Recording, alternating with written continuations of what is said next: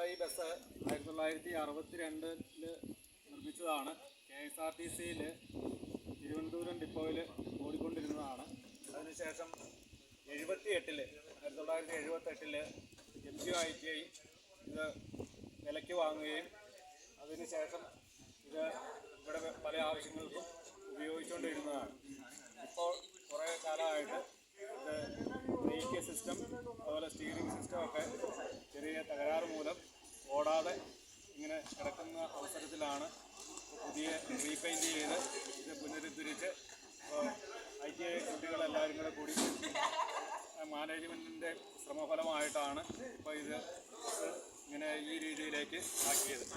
അപ്പോൾ പെയിൻ്റ് അടിച്ച് ഇത്രയും നല്ല രീതിയിലാക്കിയത് നമ്മുടെ MMB മെക്കാനിക്ക് കുട്ടികളാണ്. അതുപോലെ ഇതിൻ്റെ കെട്ടിടത്തിൻ്റെ കാര്യങ്ങളെല്ലാം ചെയ്തത് സിവിൽ സീനിയർ കുട്ടികളാണ്.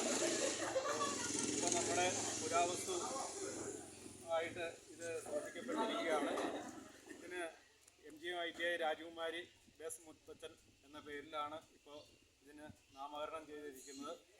ഒത്തിരി ആളുകൾ ഇവിടെ വരികയും ഫോട്ടോ എടുക്കുകയും മറ്റ് മാധ്യമങ്ങൾ വഴി ഇത് കൂടുതൽ പ്രചാരം ലഭിക്കുകയും ചെയ്തിട്ടുണ്ട്. അപ്പോൾ നമ്മുടെ ITIയുടെ ഷെഡിൽ ഇപ്പോൾ വിശ്രമിക്കുകയാണ്.